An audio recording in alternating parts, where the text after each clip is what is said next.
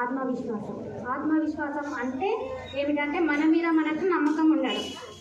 అంటే చాలామంది అనుకుంటారు నా మీద నాకు నమ్మకం ఉంది అనుకుంటారు, కానీ స్టేజ్ పైన అంటే ఇప్పుడు సపోజ్గా స్కూల్లో ప్రోగ్రామ్ జరుగుతుంది, అందరూ ఉంటారు, కాకపోతే ఒక 4-5 వచ్చి మాత్రమే ఇక్కడ మాట్లాడగలుగుతారు. మిగిలిన వాళ్ళు కింద ఏమనుకుంటారంటే వాళ్ళలాగా నేను పైనకి వెళ్ళి మాట్లాడగలుగుతానా అని వాళ్ళ సందేహం పుడుతుంది. నేను మాట్లాడగలుగుతా, నేను భయపడను అనుకొని పైనకు వచ్చిన వాళ్ళకు ఆత్మవిశ్వాసం ఉన్నట్టు, కింద ఉన్న వాళ్ళకి ఆత్మవిశ్వాసం లేనట్టే కదా. ఇప్పుడు మన చాలామంది పెద్దలు ఇప్పుడు సపోజ్గా అంటే సావిత్రిబాయి పూలే మొదటి మహిళా ఉపాధ్యాయురాలు.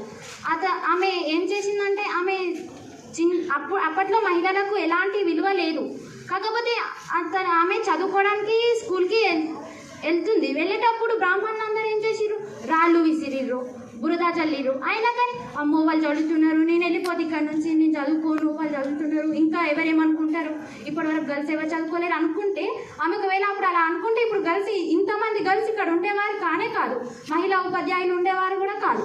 ఎందుకంటే ఆమె నేను చేయగలుగుతా వాళ్ళు అనుకోని, వాళ్ళు ఎంతనన్నా అనుకోని నన్ను అనుకుంటున్నారు, వాళ్ళ ముందట వాళ్ళతోనే నేను కంగ్రాట్స్ చెప్పించుకోవాలి, అంటే నేను వాళ్ళతోనే పొగిడించుకోవాలి అనుకొని వాళ్ళు బురద చల్లినా కానీ వాళ్ళు చల్లినంతసేపు వాళ్ళు చల్లుతారని తెలుసు, అక్కడికి వెళ్తే ఆ ప్లేస్లో వాళ్ళు ఉంటారు, నా మీద బురద చల్లుతారు, రాళ్ళు విసురుతారు అని తెలిసినా కానీ ఆమె ఏం చేసిందంటే ఆమెకు కూడా తెలిసినా కానీ వెళ్తుంది. వాళ్ళు బురద చల్లిరు, పర్వాలేదు వీళ్ళు ఇట్లానే వెళ్తారు, వీళ్ళని పట్టించుకుంటే నేను పైకి ఎదగలేను, అక్కడే ఆగిపోతా అని చెప్పేసి లోపలికి వెళ్ళి వేరే డ్రెస్ చేంజ్ చేసుకొని ఆమె చదువు, ఆమెకి ఇంట్రెస్ట్ ఉంది, అది ఆత్మవిశ్వాసం. అదే మనలాంటి వాళ్ళు మనం కూడా ఏదో చేయాలని అనుకుంటాం, కాకపోతే బయటకు వెళ్తాం, సమాజంలోకి వెళ్ళంగానే ఎవరో ఏదో అంటారు, నీ వల్ల అవుతుందా, నువ్వు గిట్లున్నావు అట్లున్నావు అంటారు.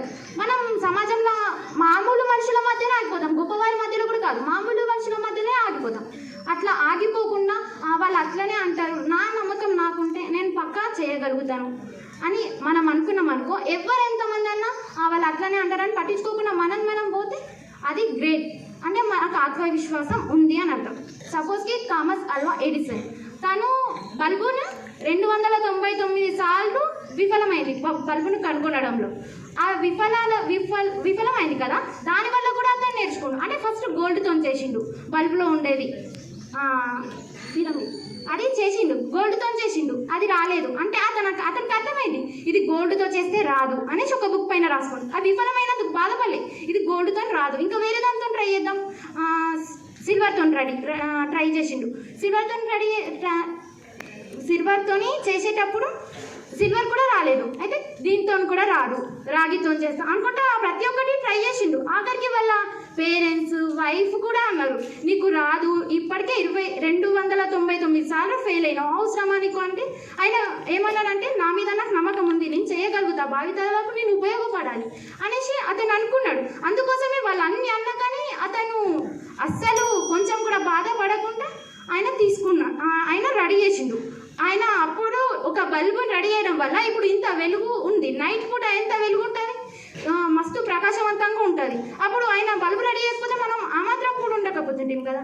ఇంకా ఒక కొటేషన్ ఏంటంటే నేర్చుకునేటప్పుడు తప్పు చేస్తే అది నేరం కాదు, అంటే మనం ఒకటి నేర్చుకోవాలనుకుంటున్నాం, అందులో ఒకసారి ఓడిపోయినాం, ఓటమి ఎప్పుడు నేరం కాదు, మనకు చేయాలనుకుంటున్నాం కానీ వేరే వాళ్ళని చూసి మనం భయపడుతున్నాం అనుకోండి, అది పెద్ద నేరం, అది నిజమైన తప్పు. ఎందుకంటే మనం చేయాలనుకుంటున్నాం, చేసి చూపెట్టండి, అది పోతే పోని వస్తే రాని, ఒకసారి చేస్తే కదా అది వస్తుందో రాదో తెలుస్తుంది.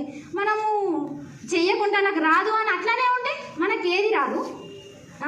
ఇప్పుడు ఎగ్జామ్ అయినా అంతే, అందరితో మాట్లాడమైనా అంతే. ఇప్పుడు స్టేజ్ పైనకి వచ్చి మాట్లాడాలి అని చాలామందికి ఉంటుంది, బట్ వచ్చి మాట్లాడిన వాళ్ళకి ఆత్మవిశ్వాసం ఉన్నట్టు, అంటే నేను పోతా అని కాన్ఫిడెన్స్తో ఇక్కడ వరకు రావడం అనేది గొప్ప.